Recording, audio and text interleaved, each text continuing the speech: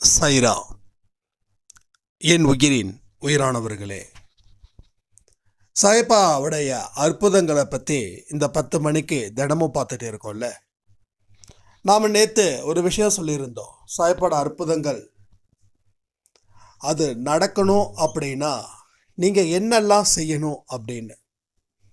அதை ஒரு சாய்ராம் சொல்லியிருந்தாங்க. ஆனால் கண்டிப்பாக அடுத்த வாரத்துக்குள்ளே சாய்பா என்னோட லைஃப்பில் மெராக்கல் நடத்தாமல் போகவே மாட்டார், நான் ரொம்ப தெளிவாக இருக்கேன் அப்படின்னு சொல்லியிருந்தாங்க.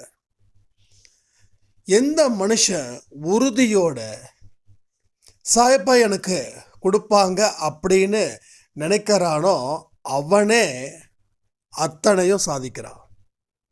ஏன்னா அந்த ஒரு சாய்ராம் மட்டும்தான் சொன்னாங்க, வேறு எந்த சாய்ராமும் எனக்கு தனிப்பட்ட முறையில் சொல்லலை. உங்கள் அற்புதங்கள் உங்களுக்கு மட்டும் இதை பயன் தரப்போவது இல்லை, உங்கள் சுற்றி இருக்கிறவங்களுக்கும் பயன் தரப்போகுது. இப்போ சாய்பா எனக்கு அற்புதம் செஞ்சதால் என் மூலமாக ஏதோ சில விஷயங்கள் சாய்பா மாத்துறாரா இல்லையா, அந்த மாதிரியான அற்புதங்கள் தான் இங்கே நடக்குது. இன்னும் சொல்லணும்னா இந்த அற்புதங்கள் சுயநலத்துக்கு இல்லாமல் பொதுநலத்துக்கு பயன்பட போகுது. அதனால் எல்லாருக்குமே அந்த அற்புதங்கள் வேணும் அப்படின்னு சொல்லி சாய்பா கிட்ட வேண்டுனா மட்டும் பத்தாது. நேற்று காலையில் கொடுத்த 10 மணி ஆடியோவில் இருக்கக்கூடிய விஷயத்தை அந்த சாய்ராம் எப்படி தீர்க்கமாக சொன்னாங்களோ,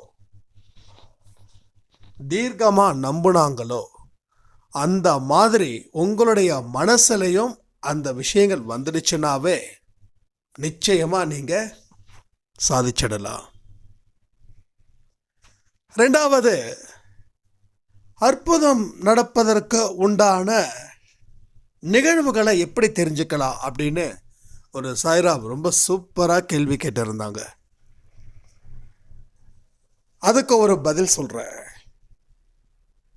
என்னைக்கு சாய்பாவை தேடி உங்கள் வாழ்க்கையை மாற்றுறீங்களோ, எப்போ சாய்பா உங்களுக்கு கஷ்டத்தை கொடுக்குறாருன்னு நீங்கள் நினைக்கிறீங்களோ, இதுக்கு முன்னாடி இருந்ததை விட இப்போ கஷ்டங்களும் துன்பங்களும் சாய்பா வந்ததுக்கப்புறம் எனக்கு அதிகரிக்குதுன்னு நினைக்கிறீங்களோ, அவங்களுக்கு அற்புதங்கள் மிக மிக மிக விரைவில் கிடைக்கும். நிறைய பேர் சொல்லுவாங்க, சாய்பாவை கும்பிடாத, சாய்பாவை வணங்குனா என்ன பிரச்சனை வரும், பிரச்சனைகள் எல்லாமே அதிகரிக்கும், அவர் சோதிச்சுக்கிட்டே இருப்பார் அப்படின்னு. அது இல்லை. உங்கள் பிரச்சனையை முடிக்கணும் அப்படின்னா அந்த இடத்துல அந்த பிரச்சனைகள் ஆரம்பித்தாதான் அது முடிக்க முடியும். அந்த பிரச்சனை ஆரம்பிக்கவே இல்லை அப்படின்னா அது முடிக்கவே முடியாது. ரெண்டாவது, அதன் மூலமாக எந்த சேதாரமும் வரலை. ஒரு கல்லை எடுத்து செதுக்கினாதான் வேலை ஆரம்பிக்குது, அந்த கல்லை செதுக்கலைன்னா அது வேலையே இல்லை. அப்போ அந்த கல் எப்போ அடிப்படுதுன்னா அதை சிற்பமாக வடிவமைக்கும் போது. அப்போ உங்கள் வாழ்க்கையில் பிரச்சனைகள் எப்போ தீரும் அப்படின்னா அந்த பிரச்சனைகள் உங்கள் கண்ணுக்கு முன்னாடி வரும்போது, அதை எதிர்த்து நீங்கள் போராடும் போது, அது மூலமாக பெறக்கூடிய துன்பம், கஷ்டம், கண்ணீர், இதை எல்லாம் நீங்கள் பெறும்போது அடுத்தது தான் உங்களுக்கு அதனுடைய விடிவு காலம் பிறக்குது. இதுதான் ஆரம்பத்தின் அறிகுறி. அற்புதத்தோட அறிகுறி இப்படி தான். இங்கே எல்லாரும் சொல்லலாம், அப்போ எனக்கு நடக்குதே அப்படின்னு. துன்பம் 2 வகைப்படும். ஒன்று, எதுவுமே செய்யாமல் இருப்பதாலேயும் துன்பம் வரும். இந்த துன்பம் வாழ்வின் அறிகுறி இல்லை, இது சாபத்தின் அறிகுறி. ஏன்னா வாழ்க்கையை முடிக்கணும் அப்படின்றதுக்காகவே யாரும் எதுவுமே செய்ய மாட்டாங்க. சில பேர் புலம்பிக்கிட்டே இருப்பாங்க. அந்த துன்பத்தை பற்றி இங்கே நான் பேச வரல. நீங்கள் ஒரு விஷயத்தை போராடும் போது அது மூலமாக பெறக்கூடிய துன்பம் இருக்குல்ல, அதுதான் இங்கே நிறைய பேர் சொல்லுவாங்க, சாயப்பா மேலே பாரத்தை போட்டு நான் சில விஷயங்கள் செய்யும் போதும் எனக்கு துன்பங்கள் வருது அப்படின்னு சொல்கிறீங்கல்ல, அந்த துன்பங்கள் தான் உங்கள் வாழ்க்கையில் அற்புதத்தோடைய தொடக்கம்.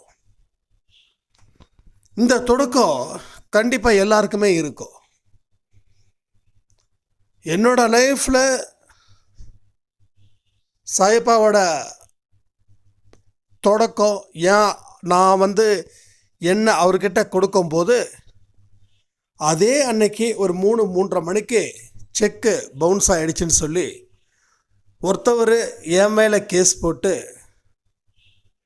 நான் அதை ரெஸ்பான்ஸ் பண்ணாமல் இருந்ததால் போலீஸ் என்னை தேடி வந்தாங்க. இது துன்பத்தின் தொடக்கம். இதுக்கு முன்னாடி இருந்த துன்பத்தை விட இந்த துன்பம் ஜாஸ்தி. இதுக்கு முன்னாடி இருக்கிற துன்பம் எப்படி?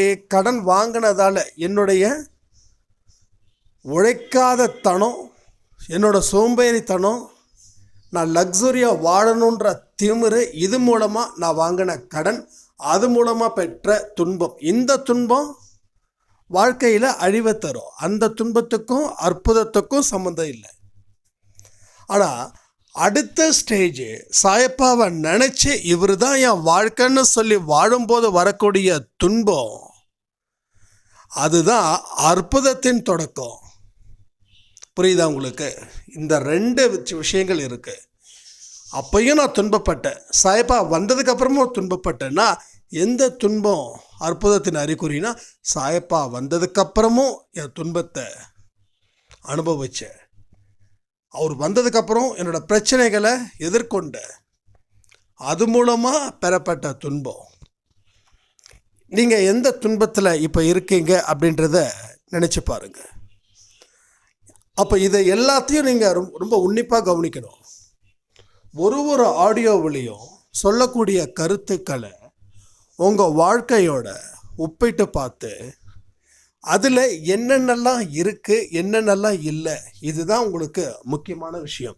இருக்குது அப்படின்றதும் முக்கியமானது, இல்லை அப்படின்றதும் முக்கியமானது. இதெல்லாம் எனக்கு இருக்கே அப்படின்னு சொல்லிட்டு போகிறது முக்கியமானது இல்லை. ஓ, இதெல்லாம் எனக்கு இருக்குதா? உன் நிலை உணர்வது அப்படின்றது அதுதான். தன்னிலை உணர்வுதல் அப்படின்றது இதுதான். இதெல்லாம் இருக்குப்பா, என்ன புதுசாக சொல்லிட்டாரு.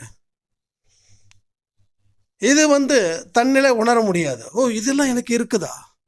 அப்போ கரெக்டுன்னு என்னைக்கு நாம் எல்லாம் தெரிஞ்சிட்டோம் அப்படின்னு நாம் மனநிலை இருக்குதோ அன்னைக்கு நாம் முட்டாளாகிறோம். என்னைக்கு இதெல்லாம் இருக்குதுன்னு சொல்லி நாம் கற்றுக்கிற ஆரம்பிக்கிறோமோ அன்னைக்கு நாம் அறிவாளியாக மாறுறோம். முட்டாளாக மாறுவதும் அறிவாளியாக மாறுவதும். ஏன்னா நிறைய பேர் எனக்கு எல்லாமே தெரியும்ப்பா, நீ என்ன பெரியவ அப்படின்னு சொல்லக்கூடியவங்க எத்தனையோ பேர் எல்லா இடத்துலையும் இருக்காங்க. நீங்களே ஒரு மனுஷங்கிட்ட பொறுப்பாக ஒரு விஷயத்த சொல்கிறீங்க, தம்பி ஏன்பா அப்படி பண்ணுறேன்னா, இதெல்லாம் எனக்கு தெரியாதா, புதுசாக சொல்கிறீங்க, நீங்கள் உங்களை விட நான் நல்லா பேசுவேன், நீங்கள் உங்கள் வேலையை பாருங்கள். நீங்கள் முகத்தில் அடித்த மாதிரி அவங்க பேசும்போது எவ்வளோ கஷ்டப்படுறீங்க நீங்கள். அது மாதிரி நாமளும் அடுத்தவங்களை முகத்தில் அடிக்கிற மாதிரி பேசிக்கக்கூடாது. இது எல்லாமே என்னோட செய்தி, இது எனக்காக சொல்லப்பட்ட ஒரு செய்தி. அப்போது எனக்கு இந்தந்த விஷயங்கள் இருக்குதுன்ற விஷயம் நான் ஆணித்தரமாக நம்புகிறேன். இப்போ எனக்கு இந்தந்த விஷயங்கள் இல்லைன்ற ஒரு விஷயத்தையும் நான் ஆணித்தரமாக நம்புகிறேன். இருக்கிறத போற்றி பாதுகாப்பேன், இல்லாததை தேடி வரவழைப்பேன். இந்த மாதிரியான மனநிலை உங்களுக்கு வந்துடுச்சுன்னா உங்களோட பேச்சளவுகள் குறைஞ்சிடும், செயலளவுகள் ஆரம்பிச்சிடும். இது எல்லாமே நாம் ரொம்ப சிறப்பாக ஹேண்டில் பண்ணணும், மிக மிக பொறுப்பாக ஹேண்டில் பண்ணணும். இந்த கண்ணாடி பொருள்கள் எல்லாம் நம்ம எப்படி ஹேண்டில் பண்ணுவோம்? ஒரு இரும்பை எப்படி ஹேண்டில் பண்ணுவோம்? ஒரு மரத்தால் ஆன பொருளை எப்படி ஹேண்டில் பண்ணுவோம்? ஒரு கண்ணாடியான பொருளை எப்படி ஹேண்டில் பண்ணுவோம்? கண்ணாடி பார்த்து பார்த்து பார்த்து ஒருத்தவங்க பிடிக்கிற இடத்துல 2 பேரை நம்ம கூப்பிடுவோம், இந்தா இது கொஞ்சம் கீழே உடஞ்சிட போகுதுன்னு. ஏன்னா உடஞ்சது தான், அதை அள்ளுறது ரொம்ப கஷ்டம், யாரோட காலையும் படக்கூடாது, மறுபடியும் புதுசாக தான் வாங்கணும். ஆனால் மற்றது அப்படி ஒன்றும் பெருசாக பிரச்சனை இல்லை, ஏன்னா அவ்வளோ சீக்கிரம் எதுவும் உடையாது. ஸோ உடையக்கூடிய பொருளை ரொம்ப கவனமாக ஹேண்டில் பண்ணுவோம். அதே மாதிரி தான் ஒவ்வொரு வார்த்தைகளையும் கவனமாக ஹேண்டில் பண்ணணும். அந்த ஹேண்டில் பண்ணும்போது தான் உங்களோட ஒவ்வொரு விஷயங்களும் சிறப்பாக்கப்படும். பொருளுக்கும் உயிர் இருக்கிற மாதிரி, மனுஷனுக்கும் உயிர் இருக்கிற மாதிரி ஒவ்வொரு வார்த்தைக்கும் உயிர் இருக்கிறது. அதனால தான் சொல்கிறேன், வார்த்தைகளை சரியான முறையில் பயன்படுத்தணும். நல்ல வார்த்தைகளை மட்டுமே பயன்படுத்தணும். எனக்கு அற்புதம் செய்வார்ன்ற ஒரு வார்த்தையை மனசில் வச்சுக்கணும். பிரச்சனைகளை எதிர்கொள்ள முடியுன்றதையும் மனசில் வச்சுக்கணும். உங்களால் எல்லா விஷயத்தையும் சாயப்பா மூலமாக அதை அடைய முடியுன்றதையும் நீங்கள் மனசில் வச்சுக்கணும். இதை எல்லாமே நீங்கள் வச்சுக்கிட்டீங்கன்னா உங்கள் வாழ்க்கையில் மிகப்பெரிய அற்புதங்களும் திருப்பங்களும் காத்திருக்குதுன்னு சொல்லி இந்த ஆடியோவை நான் முடிக்கிறேன். ஜெய் சாய்ராம்.